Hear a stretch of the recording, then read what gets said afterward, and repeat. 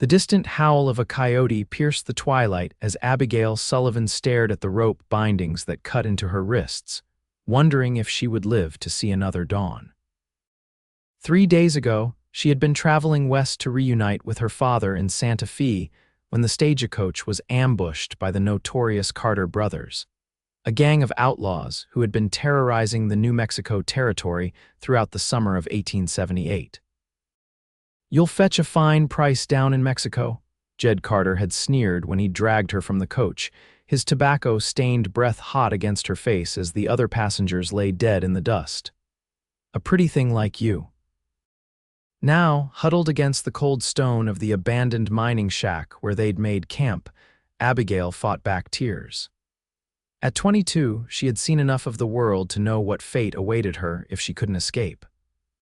The Carter gang, 3 brothers and 2 hired guns, had been arguing for hours about whether to ransom her to her wealthy father or sell her across the border. "I say we keep her," Silas Carter, the youngest and most volatile of the brothers, insisted as he took another swig from his whiskey bottle. "Old man Sullivan can still pay and we get to enjoy the company." The oldest brother, Jed, slapped him hard across the face. "You think with the wrong part of you, little brother. That's why I'm in charge." Abigail closed her eyes, pretending to sleep while her mind raced through escape scenarios. She had nothing, no weapon, no horse, and no idea where in the vast New Mexico wilderness they had taken her. Even if she could slip her bonds and run, the desert would likely kill her before she reached civilization. Miles away, Samuel Lawson unsaddled his paint stallion at the edge of a small creek, his keen eyes scanning the horizon. At 30, Samuel had spent more than a decade working as a ranch hand, scout, and occasionally as a deputy when local sheriffs needed extra guns.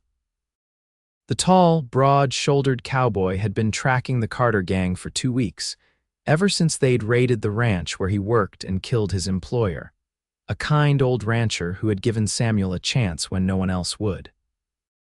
"We'll find them, Thunder," he murmured to his horse, stroking the animal's muscular neck, "and they'll pay for what they've done." Samuel had no way of knowing that the gang had taken a hostage, but as he studied the tracks leading north toward the abandoned mining settlement of Perdition's Claim, he knew he was gaining on them. They were moving slower than before, their trail more obvious. Either they were getting careless or something was slowing them down. As night fell completely, he made a small, smokeless fire and checked his Winchester rifle and Colt revolver. Tomorrow, he suspected, he would catch up to the Carters, and when he did, there would be a reckoning. Dawn broke with a crimson streak across the eastern sky as the Carter gang prepared to move out.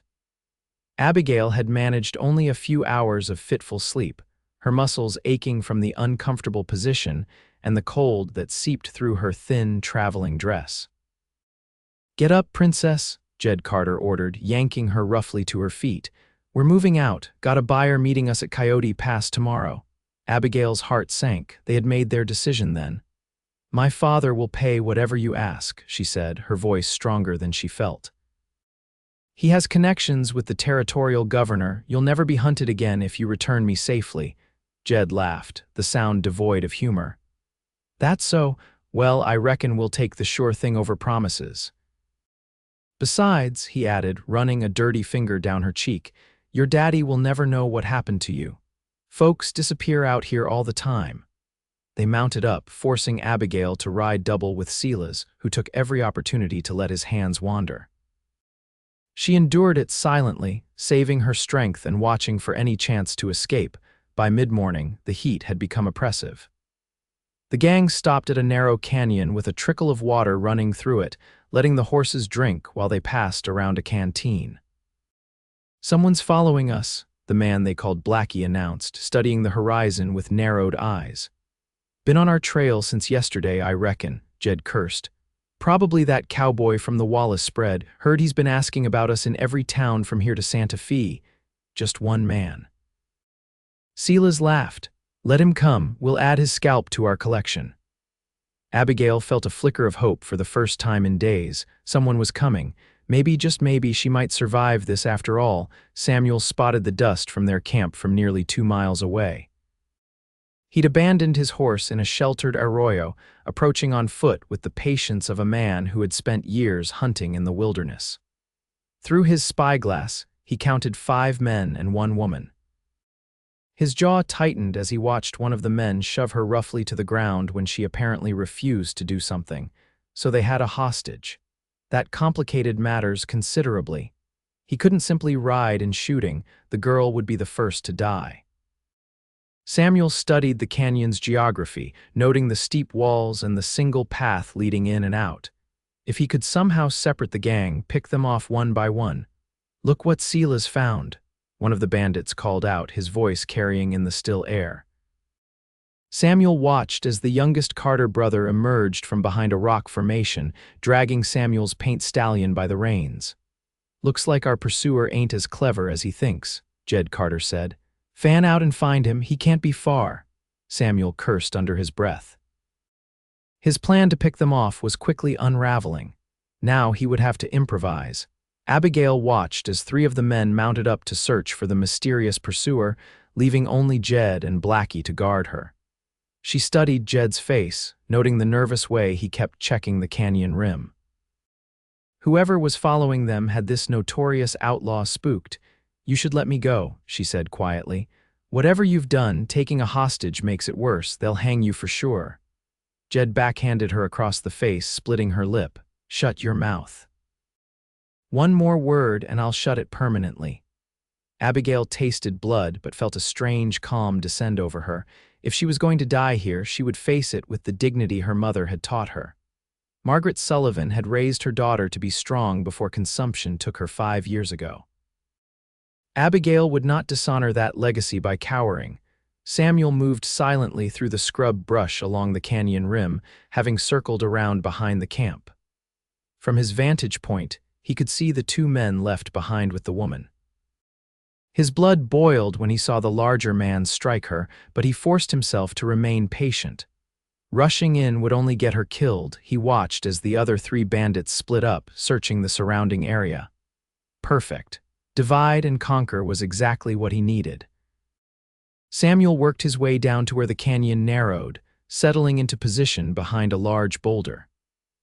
When the first rider approached the man he recognized as Sila's Carter, Samuel waited until he passed, then stepped out and brought the butt of his rifle down hard on the back of the outlaw's head. Sila's crumpled without a sound. Samuel quickly dragged him behind the rocks, binding and gagging him with strips torn from the man's own bandana. 1 down, 4 to go. The second rider proved more challenging. The man called Blackie was more cautious, his eyes constantly scanning the landscape. Samuel was forced to wait until the outlaw dismounted to check a set of tracks, then rushed him from behind. They grappled briefly before Samuel managed to land a solid blow to the man's temple. Blackie went limp. By the time Samuel had secured the second outlaw, he knew time was running short. The others would be expecting their companions to return. Back at the camp, Jed Carter was growing increasingly agitated. "They should have found him by now," he muttered, pacing back and forth. "Where the hell are they?" Abigail watched him, hope rising in her chest. Something was happening. The mysterious pursuer was clearly more than just a determined cowboy. When the third rider failed to return, Jed made a decision. "We're moving out, now." "What about the others?" the remaining outlaw protested. "They know the rendezvous point. If they're still alive, they'll meet us there." Jed yanked Abigail to her feet. "You're coming with us, sweetheart. You're our insurance policy." As they prepared to leave, a single shot rang out, the sound echoing through the canyon. The remaining outlaw's hat flew from his head and he froze. "That's far enough," a deep voice called from somewhere above them. "The next bullet goes between your eyes." Jed shoved Abigail in front of him, pressing his revolver to her temple. "Show yourself or the girl dies right now." Samuel stepped into view at the edge of the canyon rim, his Winchester trained on the outlaw leader. "You're not leaving here, Carter, not you, not your brother. It ends today. You willing to sacrifice the girl?" Jed tightened his grip on Abigail, making her wince. "Because I'll kill her sure as sunrise if you don't drop that rifle and come down here." Abigail's eyes locked with those of her would-be rescuer. Even from a distance, she could see they were a startling blue against his sun-bronzed face. Something passed between them in that moment, a silent communication, a shared resolve. She gave the slightest of nods. Samuel lowered his rifle slowly. "All right, let her go and I'll come down." "Rifle first," Jed demanded. "Throw it down." Samuel hesitated, then tossed his Winchester to the canyon floor. "Now the revolver," Jed called. "Nice and easy." As Samuel reached for his Colt, Abigail saw her chance. She drove her elbow hard into Jed's stomach, simultaneously stomping on his instep with all her might. Jed howled in pain, his grip loosening just enough for her to twist away. The moment she was clear, Samuel drew and fired in one fluid motion. His bullet caught Jed's shooting arm, causing the outlaw's return shot to go wide. The remaining gang member raised his own weapon, but Samuel was faster, putting a bullet in the man's shoulder that spun him to the ground. Jed Carter, wounded but still dangerous, lunged for Abigail. Samuel didn't have a clear shot with her in the way. Without hesitation, he leaped from the canyon rim, landing hard but rolling to his feet with the grace of a mountain lion. He charged Jed Carter, tackling him away from Abigail just as the outlaw raised his gun to her head. The two men crashed to the ground, the revolver skittering away in the dust. Jed, despite his wounded arm, fought with the desperate strength of a cornered animal. "Run," Samuel shouted to Abigail as he struggled with the outlaw. "Get to my horse." But Abigail didn't run. Instead, she scrambled for Jed's fallen revolver, aiming it at the remaining gang member who was trying to stand despite his wounded shoulder. "Don't move," she ordered, her voice steady despite her racing heart. Samuel and Jed Carter continued their brutal fight, trading blows that echoed in the canyon. Though Samuel was younger and stronger, Jed was fighting for his life and had the ruthlessness of a man with nothing to lose. He managed to get his hands around Samuel's throat, squeezing with murderous intent. Abigail watched in horror as Samuel's face began to redden, his struggles weakening. Making a split-second decision, she turned the gun from the wounded outlaw and brought it down hard on the back of Jed Carter's head. The outlaw leader slumped forward, unconscious. Samuel rolled the man off him, gasping for air. "Thanks," he managed between ragged breaths. Abigail knelt beside him, her hands trembling now that the immediate danger had passed. "I should be thanking you. You saved my life." Their eyes met again, and something electric passed between them, recognition, perhaps, of kindred spirits who had faced death and emerged stronger. The moment was broken by a groan from the wounded outlaw. Samuel rose shakily to his feet and secured both men with their own ropes, checking their bonds twice to ensure they couldn't escape. "My name is Samuel Lawson," he said finally, turning back to Abigail. "I've been tracking these men for 2 weeks. "Abigail Sullivan," she replied, suddenly aware of her disheveled appearance and the dried blood on her lip. "They ambushed my stagecoach 3 days ago. Everyone else was killed." Samuel's expression softened. "I'm sorry, Miss Sullivan. No one should have to endure what you've been through."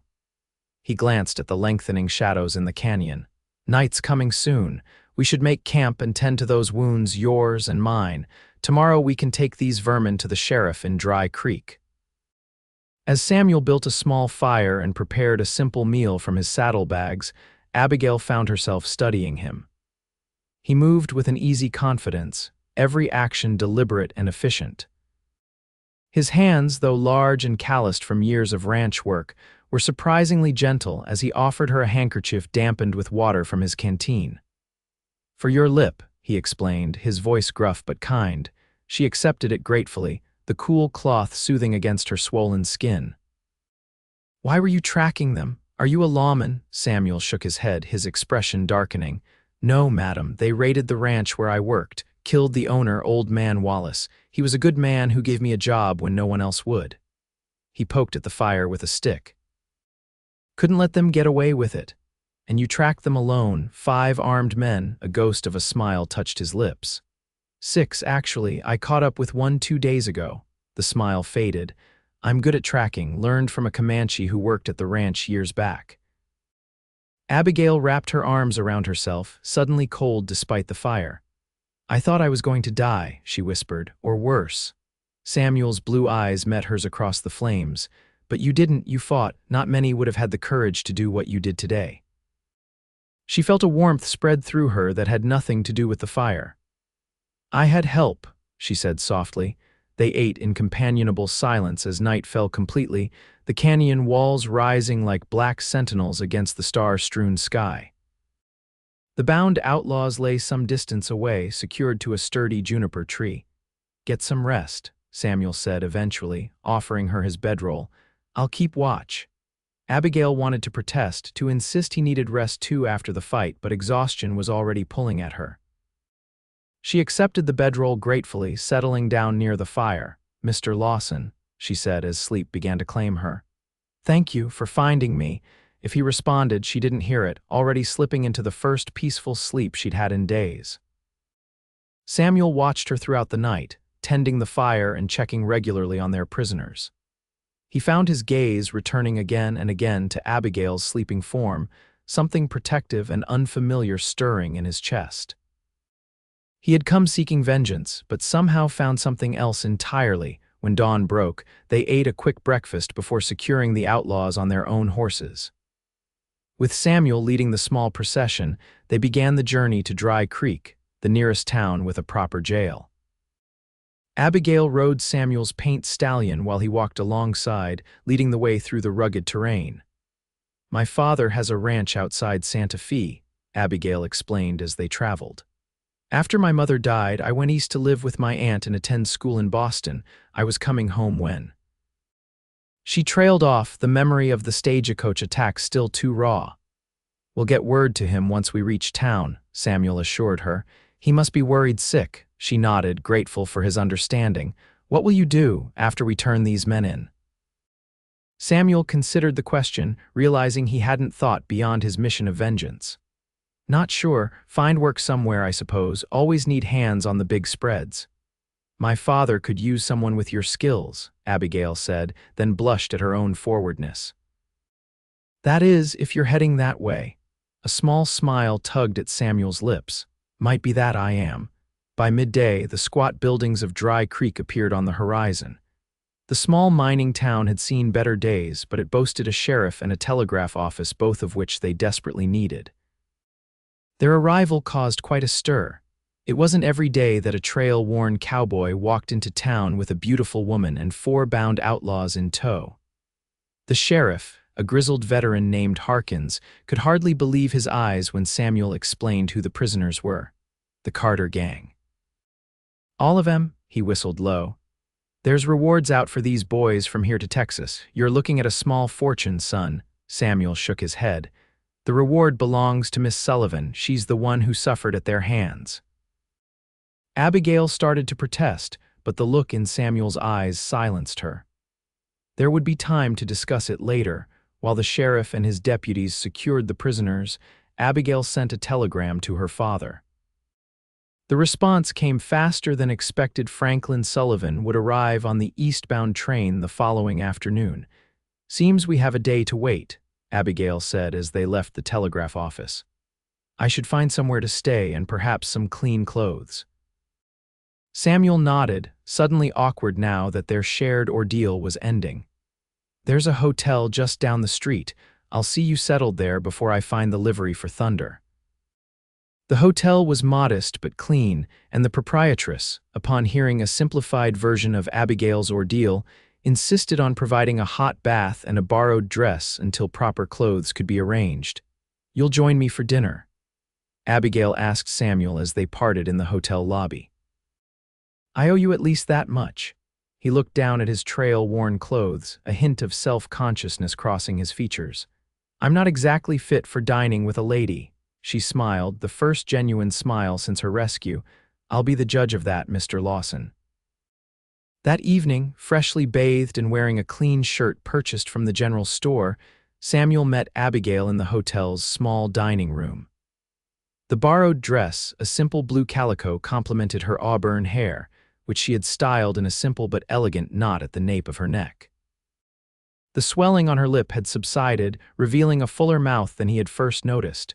You clean up nicely, Mr. Lawson, she said as he held her chair. Samuel, please, he replied, taking the seat across from her. After what we've been through, formality seems unnecessary. Samuel, then. And you must call me Abigail. The meal was simple but well prepared, and as they ate, their conversation flowed easily. Samuel spoke of his years on various ranches across the territory, his love for the open land, and his dream of someday having a place of his own. Abigail shared stories of her childhood on her father's ranch and her experiences at school in Boston. I never felt at home there, she admitted. The city is too confined, too structured. I miss the open skies, the freedom. Samuel nodded, understanding perfectly. Some folks are just born to the wide open spaces, can't cage them in brick and mortar. As the evening progressed, Abigail found herself increasingly drawn to this quiet, strong man. There was a depth to him, a thoughtfulness behind his actions that intrigued her. When his hand occasionally brushed hers across the table, she felt a warmth that had nothing to do with the room's temperature. After dinner, they walked along the town's main street, the early summer evening still warm but pleasant. The stars were emerging overhead, brilliant against the darkening sky. Will you really consider coming to my father's ranch? Abigail asked, her hand resting lightly on Samuel's arm. He always needs good men, especially those who can track like you. Samuel looked down at her, his expression unreadable in the gathering darkness. Would that make you happy? He asked finally. The directness of his question caught her off guard. Yes, she answered honestly. It would, he nodded once decision made. Then I'll speak with your father when he arrives. They paused outside the hotel, reluctant to end the evening. In the lamplight spilling from the lobby windows, Abigail could see the healing cut on Samuel's cheekbone, a reminder of his fight with Jed Carter. Without thinking, she reached up and gently touched the mark with her fingertips. Does it hurt? Samuel caught her hand in his calloused palm warm against her skin. Not anymore, he said softly. For a moment they stood there, connected by more than just their joined hands. Then with obvious reluctance, Samuel released her. You should rest. Tomorrow will be a busy day. Abigail nodded, suddenly shy. Good night, Samuel, and thank you for everything. Good night, Abigail, he replied, tipping his hat before turning to walk toward the livery where he had taken a room. She watched him go, her heart beating a strange, new rhythm in her chest. The following afternoon, Franklin Sullivan arrived on the eastbound train, enveloping his daughter in a fierce embrace the moment he stepped onto the platform. My girl, my darling girl, he murmured into her hair, his voice thick with emotion. When the stage didn't arrive and word came about the attack, I feared the worst. I'm all right, father, Abigail assured him, drawing back to look at the man who had raised her. At 55, Franklin Sullivan was still an imposing figure, his once dark hair now silver at the temples but his green eyes as sharp as ever. Thanks to Mr. Lawson here. Samuel stood a respectful distance away, hat in hand. Franklin Sullivan turned to him, extending a hand that Samuel shook firmly. Mr. Lawson, I understand I owe you my daughter's life. There is no way I can adequately thank you, but please know that anything within my power is yours for the asking. Samuel cleared his throat, uncomfortable with the older man's gratitude. Anyone would have done the same, sir. No, Franklin said firmly, not anyone. What you did took extraordinary courage and skill. He glanced at his daughter, noting the way her eyes lingered on the cowboy. The sheriff tells me there's a substantial reward for the capture of these outlaws. Yes, sir, I've instructed that it be given to your daughter. She's the one who truly earned it. Franklin raised an eyebrow, impressed by the man's character. Is that so? Well, we can discuss that further at the ranch. I insist you return with us, Mr. Lawson. At the very least, allow me to offer you proper hospitality as thanks. Samuel glanced at Abigail, who was watching the exchange with hopeful eyes. I'd be honored, sir. The journey to the Sullivan Ranch took 3 days by train and horseback. During that time, Samuel found himself increasingly drawn to Abigail's quick intelligence and quiet strength. For her part, Abigail discovered new facets to her rescuer with each passing hour, his dry sense of humor, his encyclopedic knowledge of the land and its creatures, the gentle way he handled even the most temperamental horses. Franklin Sullivan observed their growing attachment with thoughtful eyes. He had worried about his daughter's return from the East, fearing she might have become too accustomed to city ways to be happy on the ranch again. But seeing her now, animated and at ease beside the tall cowboy, those fears were put to rest. The Sullivan Ranch, when they finally arrived, sprawled across a verdant valley with the Sangre de Cristo Mountains rising in the distance. The main house was a substantial adobe structure with wide verandas and colorful gardens that Abigail's mother had planted years ago. "It's beautiful," Samuel said honestly as they rode up the long drive. "You've built something special here, Mr. Sullivan. Call me Franklin, please, and yes, it's been my life's work." The older man smiled at his daughter. "Mine and my late wife's, she would be pleased to see it thriving." In the days that followed, Samuel integrated seamlessly into ranch life. Franklin offered him a position as foreman, recognizing both his skills and his integrity. The hands, initially wary of the newcomer, quickly came to respect Samuel's fair leadership and willingness to work alongside them on the most difficult tasks. Abigail found reasons to ride out with Samuel as he checked fence lines and water sources, their conversations ranging from books they had read to dreams they harbored. With each passing day, the connection between them deepened. One evening, about a month after their arrival at the ranch, Samuel found Abigail sitting alone on the veranda, watching the sunset paint the mountains in shades of gold and crimson. "May I join you?" he asked, hat in hand. She smiled up at him, her heart quickening as it always did in his presence. "Please do." He settled into the chair beside her, his gaze fixed on the distant mountains. "Your father asked me about my intentions today," he said after a moment of comfortable silence. Abigail's breath caught.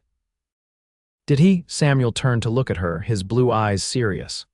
"I told him I care for you deeply, that these past weeks have been the happiest of my life." "And what did he say?" she asked softly. He said he wasn't surprised, that he'd seen it coming since Dry Creek. Samuel reached over and took her hand in his. He gave his blessing. "Abigail, if you'll have me." Abigail felt tears welling in her eyes, but they were tears of joy. "I would have had you from the moment you appeared on that canyon rim," she admitted. "You didn't just save my life, Samuel. You showed me what true courage looks like." He brought her hand to his lips, pressing a gentle kiss to her knuckles. "I came looking for vengeance and found something I never knew I was missing." As the last rays of sunlight gilded the mountains, Samuel moved from his chair to kneel before Abigail. From his pocket, he withdrew a simple silver ring set with a small turquoise stone. "It's not fancy," he said apologetically, "but it reminded me of your eyes when the sun hits them just right." "It's perfect," Abigail whispered, her voice thick with emotion. "Abigail Sullivan, will you marry me? Will you build a life with me here under these wide open skies?" She answered not with words, but by leaning down to press her lips to his in their first kiss, tender, sweet, and full of promise. They were married that autumn in a ceremony attended by everyone from the ranch and surrounding properties. Abigail wore her mother's lace veil with a gown of ivory silk, while Samuel looked uncommonly elegant in a new black suit, though he stubbornly refused to wear anything but his well-worn boots. Franklin Sullivan watched the proceedings with misty eyes, seeing in the young couple's love a reflection of what he had shared with his own wife. As a wedding gift, he deeded them a fertile parcel of land at the ranch's northern boundary, along with funds to build a home of their own. "Your mother would be so proud," he told Abigail as he danced with her at the reception. "She always said you had her spirit and her heart." "I miss her," Abigail admitted. "I wish she could have met Samuel." "She knows," Franklin assured her. "She knows." Later, as the celebration continued around them, Samuel led his bride away from the crowd down to the small creek that meandered through the property. In the silver moonlight, he took her in his arms. "Mrs. Lawson," he said, the words still new and wonderful on his tongue, "are you happy?" Abigail looked up at the man who had fought for her with nothing but his bare hands and his indomitable will, the man who had shown her what true strength looked like. "Happier than I ever dreamed possible," she answered truthfully. As his lips found hers again, Abigail knew that some things were worth fighting for and some loves, once found, would last a lifetime. Over the years that followed, the Lawson family thrived. Samuel and Abigail welcomed 3 children, 2 sons and a daughter, and built a successful breeding operation that became known throughout the territory for its exceptional horses. The reward money from the Carter gang's capture funded their first stable, a fact that always brought a smile to Abigail's face whenever she mentioned it. And each year, on the anniversary of the day they met, Samuel and Abigail would ride out alone to a high ridge overlooking the valley, where they would watch the sunset and remember how a desperate pursuit had led to a love that neither had been looking for, but both had been waiting for all along.